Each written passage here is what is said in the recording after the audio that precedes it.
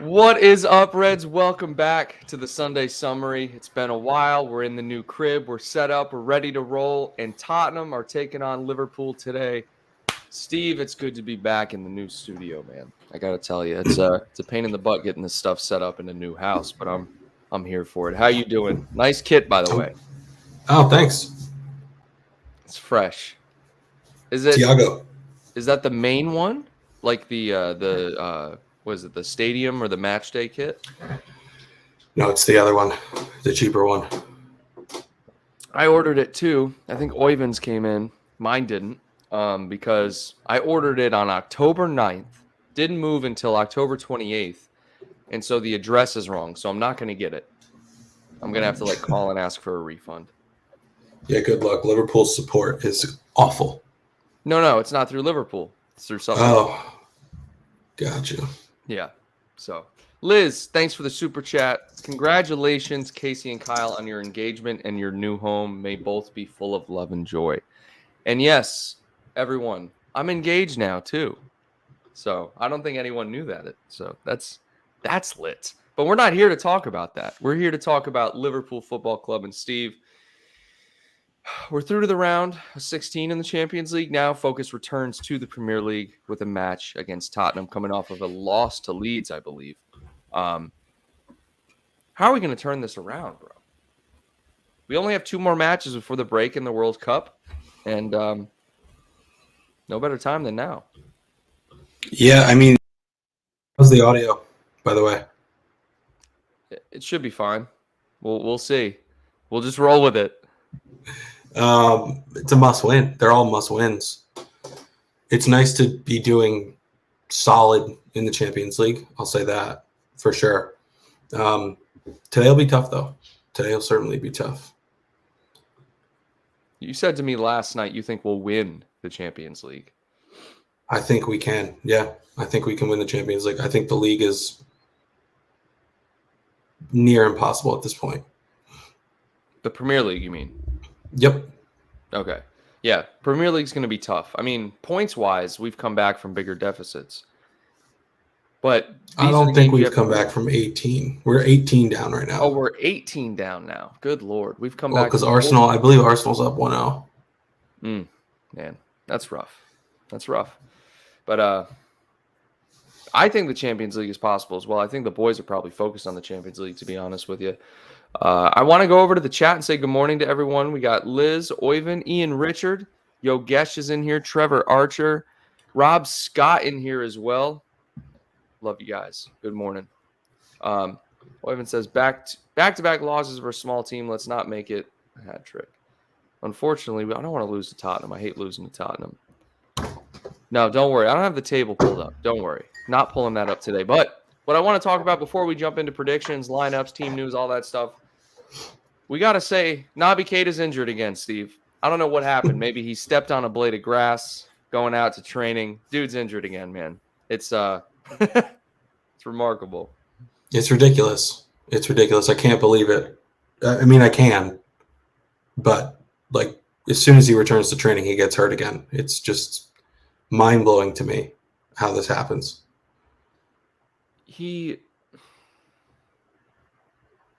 I don't know. I don't get it. What's the longest period he's gone without being injured? A couple months? I have no idea. Maybe last year. You said it to me yesterday. You've never looked forward to a signing more than Naby Keita. It's pure disappointment. Pure disappointment. Dude, you guys, he's been here for almost 5 years now. Think about that for a second. Holy crap, 5 years. Seems like he's played 5 games. It's unreal. Naby Keita suffered a new injury in training and will not play against Antonio Conte's Tottenham. Okay? Now, Antonio Conte's Tottenham will lock horn. Oh, that's just BS anyways. But Tottenham are missing a lot of players, too. Son's out. Who else is out for Tottenham? Son's out. Gun's out. Oh, Let's see. That was terrible. I thought that was going to be funny, but it's not. Anyways, let's just talk about Naby Keita for a second. New injury in training. Okay. Of course, it's muscular. feeling pain while training this week and returning to group training. So he returns to the team training, immediately gets injured again. It's got to be frustrating for him, but it's got to be frustrating for Klopp. I mean, I don't think he's ever going to play again for the club, dude. No, he's not. I think that's it. I think he's done. I'm trying to see if Now someone's the going to static play. is back. For you, Steve. Just wanted to give you an FYI. How about now? No, it's better now. Yeah, we lasted Okay. a minute. We lasted a minute there. I know. Pretty good for I a minute. know. I'm But trying to see if Son's playing today. Let us know in the chat. no, Son's out, I'm pretty sure. But listen to this, guys. Keita has not played a single minute in the Premier League or in the Champions League so far this season. Not one. Nothing. Liverpool made 14 starts and 9 substitute appearances in the league last season. That's still a shame.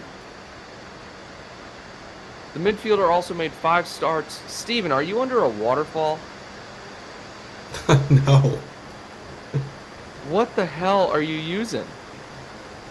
Dude, I don't know. I don't know what's going on here. Just don't use your microphone and don't use your AirPods. See what it sounds like.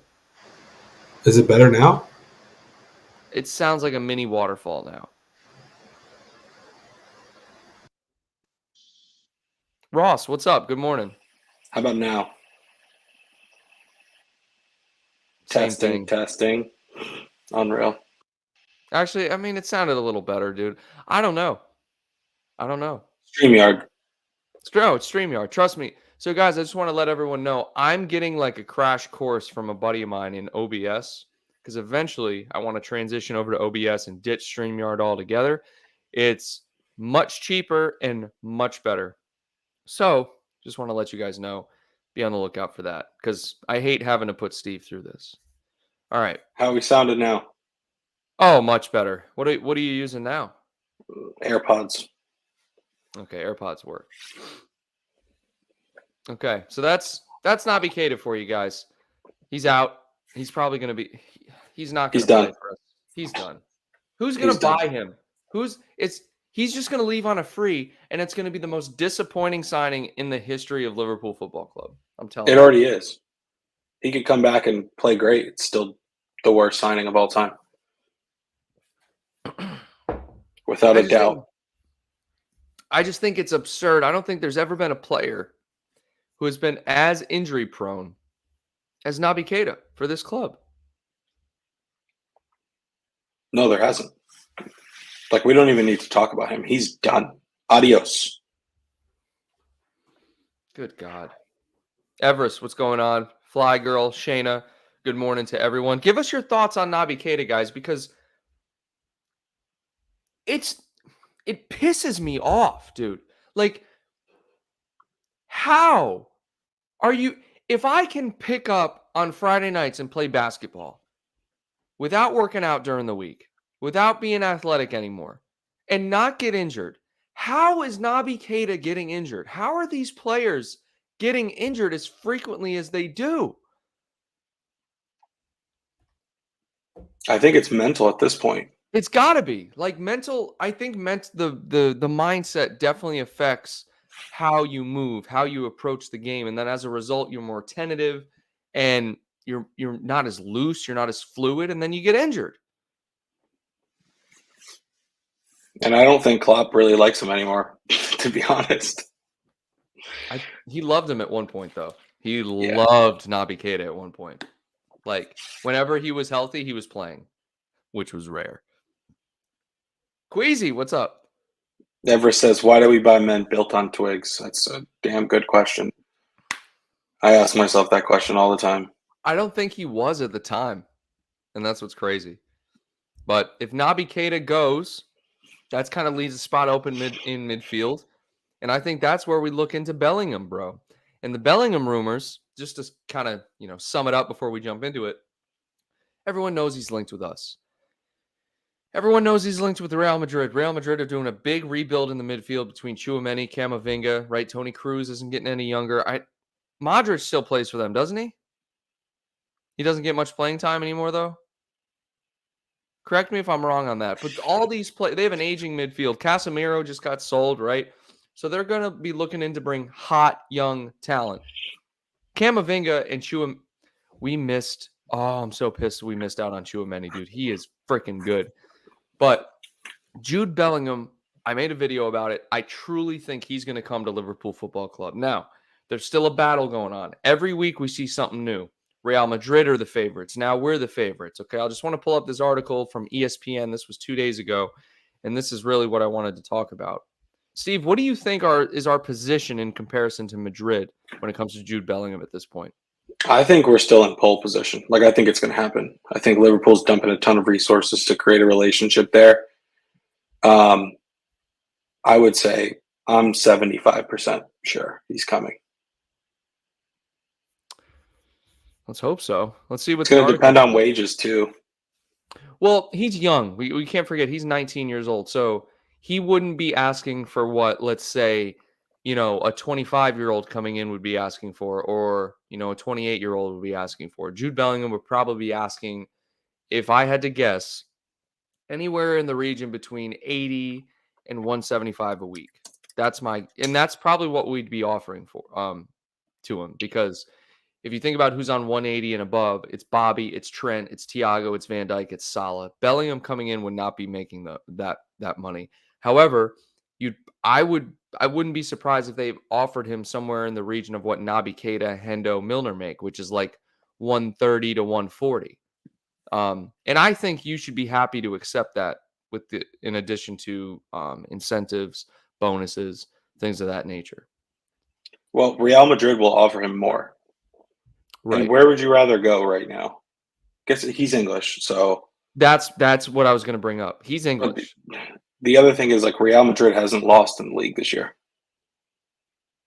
They're in a much better position than we are. They're in better form. That's fine. I'm just thinking about if I'm personally, right? You can always go to Madrid after you finish at Liverpool, right? You can always go to Madrid. I think right now, if I'm 19 years old, I went away from Birmingham and I went to Dortmund, I'd want to come back home, establish myself in England once again, because he only went abroad, I think, again, for the payday, but also because he knew Dortmund could turn him into a player where he could pick and choose where he wanted to go.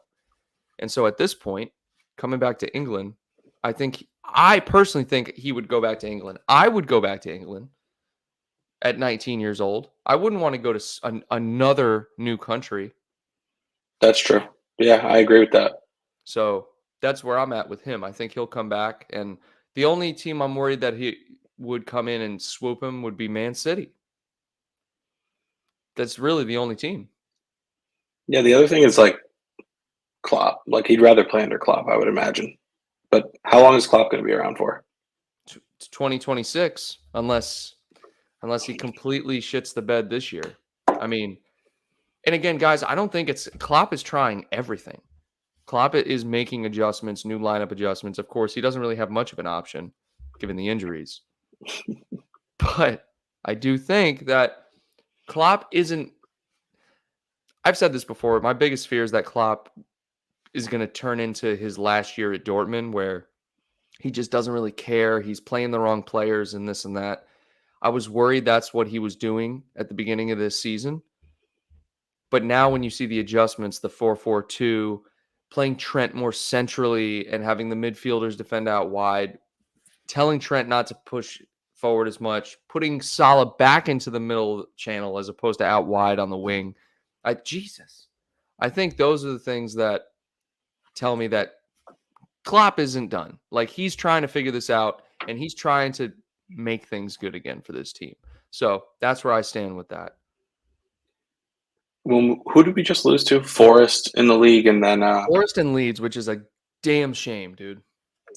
I wouldn't have been surprised after that match if they were like, "Hey, Jurgen, like, we got to make a change here, buddy." That'd be the I think he's on the hot seat. Steve, that's the stupidest decision, though, bro. This isn't like, be honest with yourself, okay? This isn't Chelsea, okay? Klopp has been here for 7 years, okay? 7-ish, 6.5, 7 years, whatever.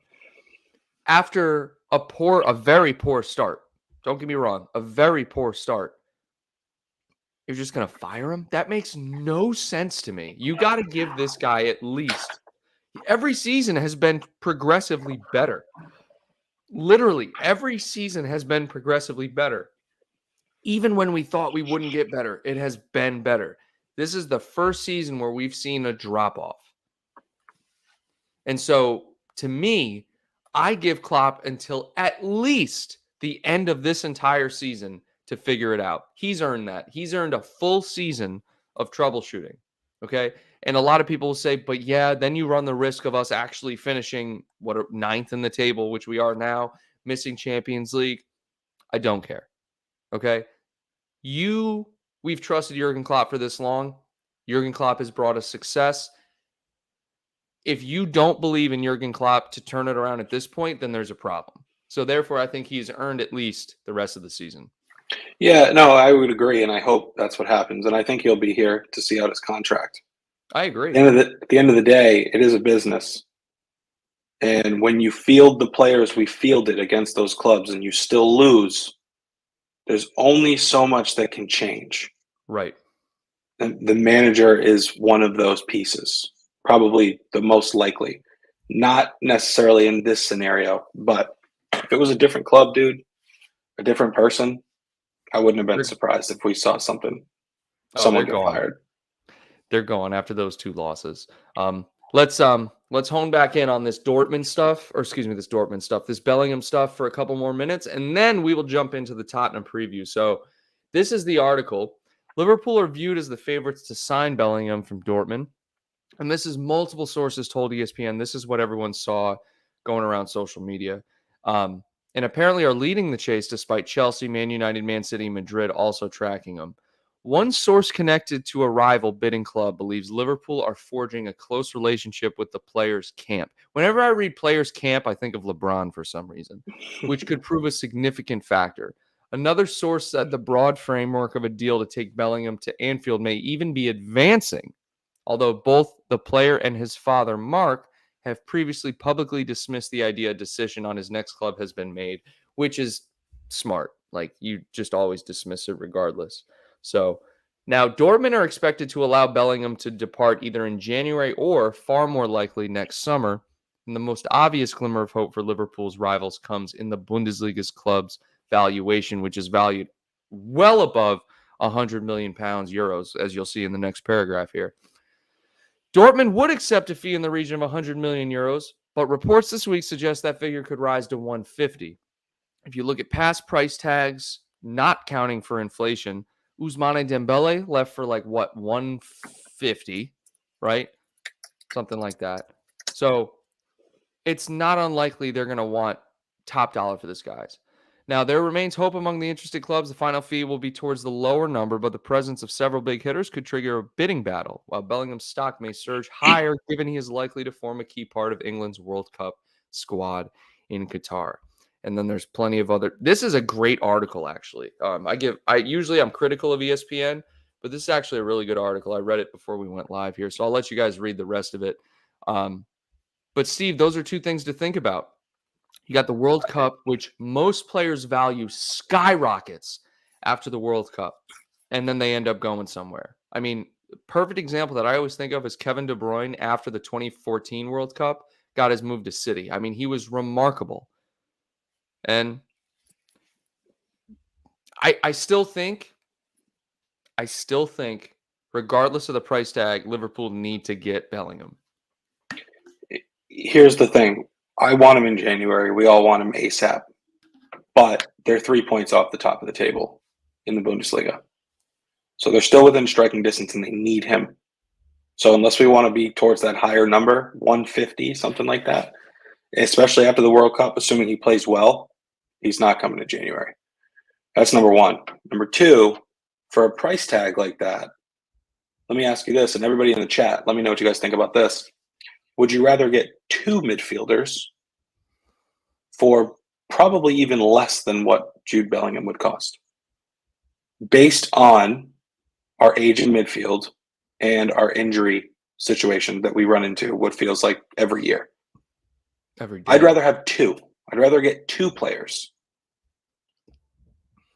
You can even get three After that, it comes down to wages. Of course, if you're gonna bring 2 or 3 new guys on the books, they're gonna cost more per week than Bellingham. But up front, you could probably justify something less. So I think with the position we're in, signing 2, not that I'm hearing that they'll do that or anything of that nature. I think that would be a better idea. Everybody wants Bellingham, but like you could probably get two really good players with less buzz around them. I think that's a great point. Let us know what you think in the chat. All right, so here's my quarrel with that. I would much rather have 2 midfielders as well. In a perfect world, you get Bellingham and then one other player, right? But who knows if that's maybe you get a player on a free, right? Conrad Limer's contract is coming up. That was a buzz guy that we were talking about. There's also a lot of young midfield talent around the world, guys. There's a lot of names out there. I can't think of many off the top of my head at this point, but I promise you, like Kone from Mönchengladbach is one that just came back. And there's a couple other players, a lot of them playing like Belgian leagues, French leagues, like these lower leagues. And those would be kind of the other players that I would think if we ended up getting Bellingham, if we wanted a second one. Now, there are, Steve, who are you thinking of like 2 players? To be honest, I don't know, but I don't think it's realistic. Like I think they'll make them. I think we'll buy someone in January. I don't know who. Arthur was supposed to help. He's not helping. Obviously, he's a waste. That was an absolute. I was somewhat excited when we made the signing, but now that I think about it, and the fact that Klopp and the whole team didn't really think he was up to speed, that just tells you everything you need to know. I don't care if he played for Juventus. I don't care if he played for Barcelona. Yes, his highlight clip made him look really good, but you know, he's like a Lobotka. You guys remember we played Napoli and their midfielder Lobotka? Let me put it this way. Lobotka looks good for Napoli.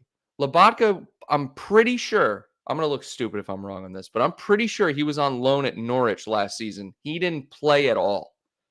So that kind of tells you the same kind of deal that we're dealing with. It's a big jump. You can play for big clubs abroad, and then you come to England and you're just not at the same level. So it's kind of what I'm getting at here. But Arthur, that's a shame. That's just a stopgap. That's like Ozan Kabak. Ozan, he had good games for us. He was never good enough. But Konate is ultimately who we wanted, so we got him. I think I just can't picture them spending 200 million on Bellingham plus another really good midfielder. So my gut is telling me it's either going to be Bellingham or piece together cheaper options. Yeah. Albert here with the super chat. Thanks, Albert. We appreciate you, man. If Jude comes to the PL, it must be LFC, period. I think that's the general consensus. Like, I'm not worried about him going to City. Kyle, I know you mentioned that earlier. Of course they can afford him. Man United, Tottenham, anyone can afford him of the big 6. But I think if he comes to the Prem, it will be with us. Like, these rumors are real. Right. There's a reason they stick around. We get linked with everyone, but they don't stick. The rumors don't stick. We don't talk about them for months or even in this case, like a year, right? So, yeah, I think that's safe to say. And I truly believe he's going to come to us. God, the world is going to ice over if we don't get Bellingham and we miss out on Bellingham to another club in the Premier League because of a price situation, right? I think he wants Liverpool. That's the big thing. If a player wants to come to you, you want him, you should do whatever you need to do to get him. Okay, you really should. You should not let the price tag determine whether or not he comes, especially because of I'm telling you right now, every club in the top 6 can afford a player like that at this point. There is so much money in the Premier League now. They can all afford it. Okay? It just comes down to, do you want to be like in the hole? That kind of thing. Yeah, I don't. Tottenham won't do it. Arsenal's really good right now. Tottenham just got No, I'm just saying financially, not like they want. Right. Yeah. It'll be interesting to see. I think we'll buy someone in January. I think Liz and someone else here are saying Sell, loan, and buy in January, then have a big summer. Okay. Yeah. So let us know what you guys think. Do you think we're going to buy someone in January? I think we will. I think that's probably all they're focused on right now behind the scenes is that get through these next few games, hope no one comes back injured from the World Cup, try to finish the year strong, and then make a switch in January. And like everyone says, like sell Ox, sell Naby. That's not going to do anything for us, really. It's just going to trim off our weekly wage stuff. Like even if they're here till the end of the year, I don't care. Collecting dust, we got to make a change in January. Like getting one of them back is not like a new signing. Klopp's used that before. They don't count. We can't Even if they're sell fit, them. they don't count. I don't think we can sell them. Their contracts are up, right? I mean, in You theory, can sell them in January. I'm saying. Yeah, well, a team could come in and buy them in January, but if they could get them on for a free in 6 months, I think most of them would do that. It depends what the teams need. Like there's a fit for teams that need someone like that. They're willing to risk the injury history to stay up or to finish top 6 in one of these leagues, you know? Like there's a scenario where it makes sense. It's just a matter of if it'll happen. Who knows if they're even trying to sell Naby or Ox? Like, I don't know. Probably not, unless you're bringing someone else in because we can't afford it right now, dude. There's no revenue between those two either. Like there's almost nothing you're going to get. No. You'll get 25 total, 30 total for those two, I think. At most, and that's if anyone wants to come in and buy them. I'm telling you. Right. Ox is going to end up at like an Aston Villa, an Everton, a Brighton. That is Ox. I'm sorry. That's Ox's level of play. It's a mid-table club. He needs to see consistent minutes if he's going to be effective at all. Naby Keita, see you later. Don't know where you're going. Somewhere that has a great medical staff is where you need to go. And hopefully he does better. But Albert Bofa, another Bofa, I'm just kidding. Limer is a no-no. His injury record is horrific. Good God. Just I'm trying to be positive here, Albert, but thank you for the super chat. Yeah, I don't know, dude. Every single player has got an injury history for the most part, right? I mean, so I don't know. Anyways, let's move on. I don't know what will fix what we ahead. need. I don't know what the solution is, but I feel like they have to do something in January. Oh yeah, there's no question. If they don't do something in January, there's an issue because you can't. Right now, the biggest loss for me is Luis Diaz.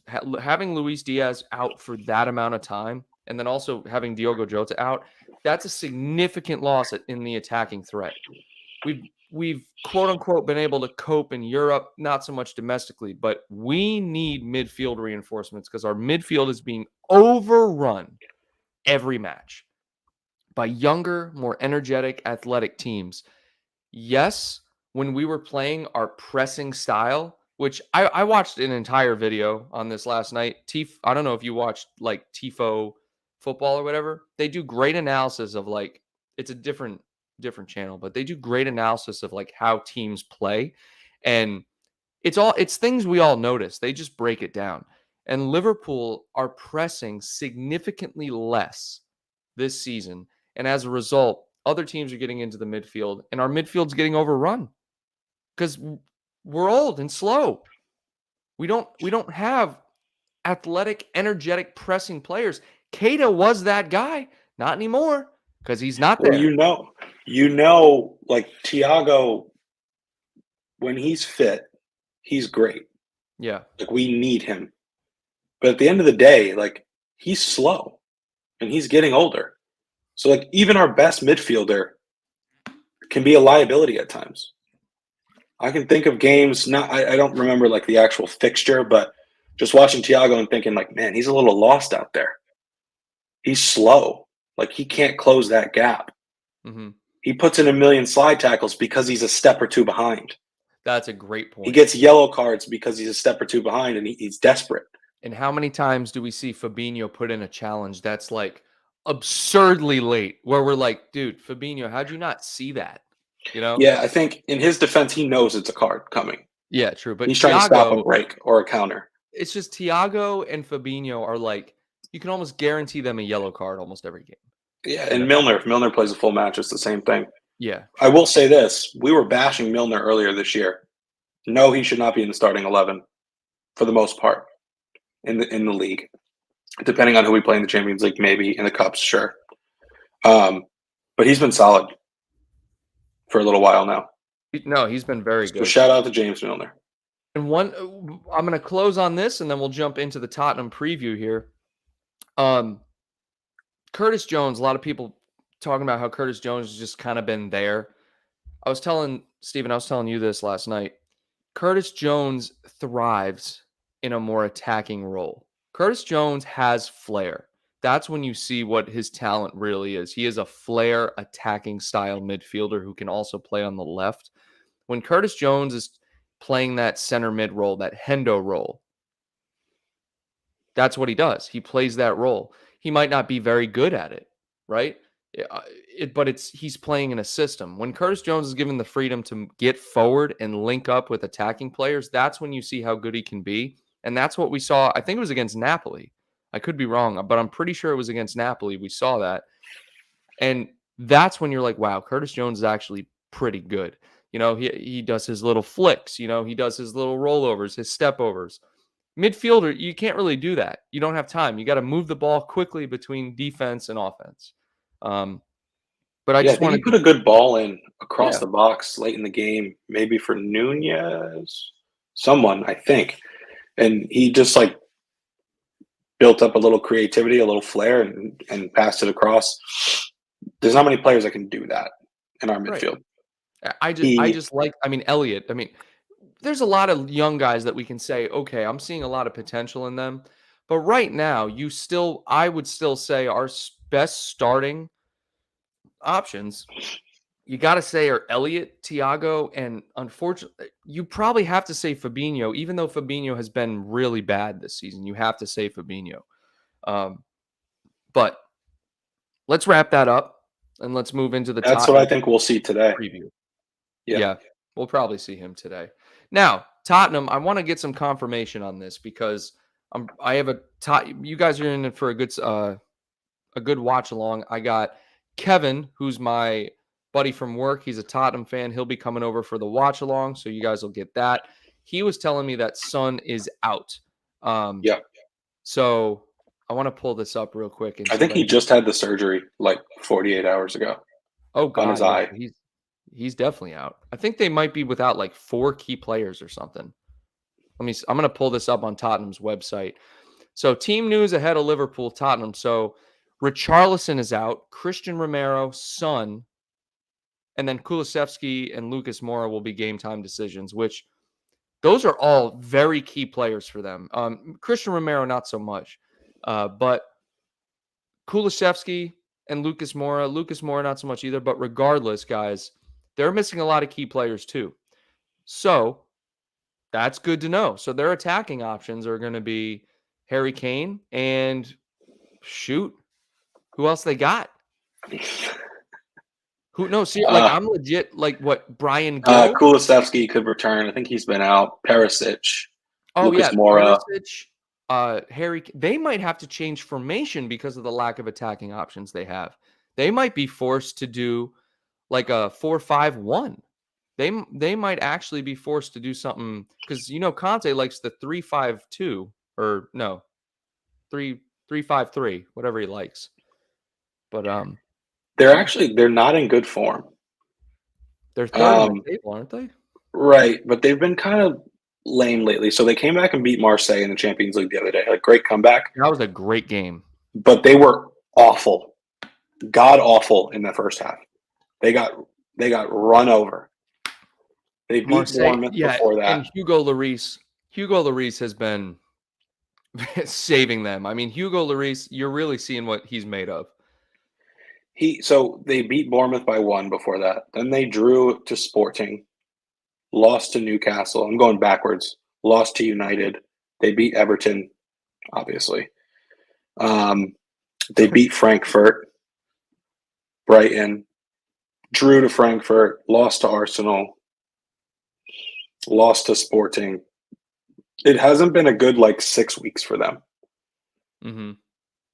And part of that's probably because of injuries, but like I think they're also starting to come down to earth as well.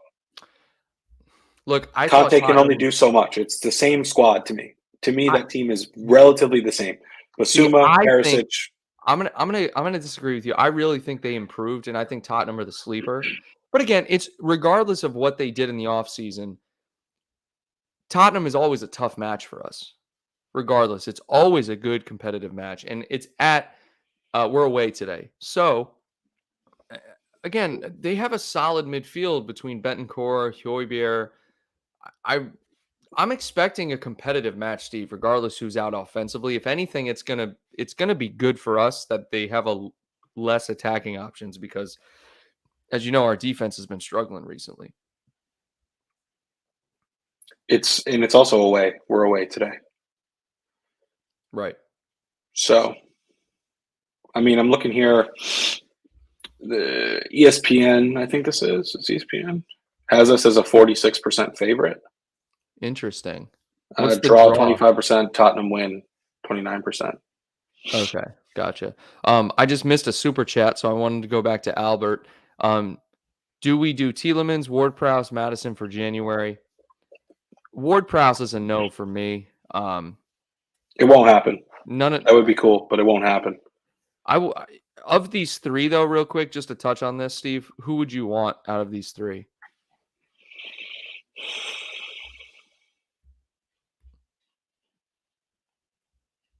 Probably Tielemans. I'd say it's for me, it's between Tielemans or Madison.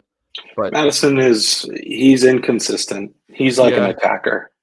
you're right. Tielemans will put in a shift for you. Yeah, Tielemans. I was watching them yesterday versus Everton. He was basically playing like right back at one point. Did you Like he's see all over the place. his last two goals have been incredible. Right. Incredible. Yesterday's was crazy. Yeah. Like I don't even care about that. Like that's cool. But we need somebody that's gonna put in a shift and can do a little bit of everything. We need workhorses, dude. That's all you need. You need workhorses. You don't have to be the best skilled, but that's why Wijnaldum was so good for us because Wijnaldum wasn't necessarily the best player out there, which is why we didn't extend him, but he would put in a freaking shift for you, dude. So, anyways, getting off topic there. Now, Antonio Conte said Decky. Who the hell is Decky? Who the hell's Decky for them? They're all the nicknames. I'm not a Tottenham fan, so who's Decky? Richarlison? Five players. Kulusevski? I don't know who that is. Who the hell is Decky? Someone tell us who the hell Decky. Hey, scroll back up. All right. So he said, Decky, meanwhile, has been out since picking up a muscle problem on international duty ahead of September. If they just said what international team he played for, I'd be able to tell you. Scroll up. Yeah, Kulusevski. Oh, yeah, Decky. That makes sense. Okay. Good God. All right. So Antonio Conte said, I can confirm Richarlison is not available. Same for Romero, but Bentancur is much better, and today he was part of training session. Okay. All right. So Sonny's out. Okay, cool. So that's the news from Spurs. Now Liverpool, we know, as we mentioned. Let's go over to Liverpool here. Liz is asking what's the best ability. That it would be availability. Nothing. That is. I mean, that's timeless. You know what I mean? I absolutely love it. Okay, Liverpool team news here. Liverpool will have Jordan Henderson available for selection. Interesting. Klopp said he trained yesterday completely normal, so should be fine. He had a little thing, but serious enough to not be involved in the last game. So Hendo might be subbed on, I think. James Milner, though, will miss the so we can't rely on James Milner today. So, it was concussion protocol. That's right. I forgot his head was bleeding after that. Keita, Matip, not available. Luis Diaz, Jota. So, I'm telling you right now, Konate and Van Dijk are starting this game. Yeah, I think so. And Van Dijk. Konate is, regardless of how well Joe Gomez played when he first started coming back in the lineup, Konate is more powerful, more aware, quicker, and a better defender than Joe Gomez is, dude. I'm sorry. Joe Gomez used to be good. Something happened. He's just not anymore.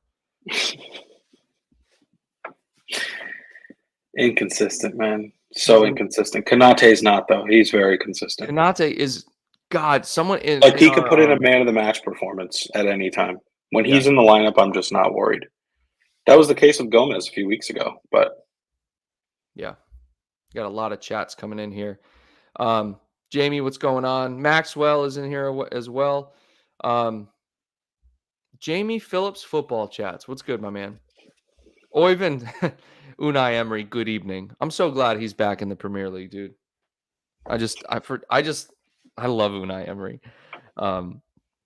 So James Farrelly says, I think we should start Gomez at right back. Thoughts? No, you got to start Trent. If Trent's available, Trent's got to start, right? He has to. yes. I think he'll start. Yeah. So Let's give Gomez a rest. Yeah. So now that we know who's available, let's go over to the predicted lineup, Steve. So let's start. I mean, I'm going to let you go first, okay? Because you're wearing that kit. I love that kit. I'm going to say Konate, Van Dijk, Robbo, Trent, Allison, Okay. Harvey, Fabinho, Thiago, Salah, Nunez, Bobby. Yeah. Nunez on the left. That's solid. That's what I think we'll see. I kind of like having Nunez on the left. I mean, we don't really have an option, right? Luis Diaz normally would start there, but Bobby in the middle with Nunez on the left. All right. So me, I'm going to go Trent because our next match is Southampton. So Klopp's going to go all out, and then we have the World Cup break. So you got to go all out in this match. So he's definitely starting Trent and Robbo at right backs. Konate, Van Dijk, Allison. Midfield. Yeah, I think you're right with Fabinho. I think even though Henderson's available, he'll probably sub on Hendo, given he was injured. So we're going Fabinho, Elliott, Thiago. And then you have to go. I think, though, instead of the 4-3-3, he's going to go with a different formation. I think he goes 4-3-1-2 with Bobby sitting in behind Salah and Nunez. I like that. So kind of what Curtis Jones did against Napoli, because we can't have Salah out wide anymore. Salah's most effective when he's in the center of the pitch, and so is Nunez. So you got to have those guys at least in the middle channel. So that's what I'm going with. What do you guys think in the chat?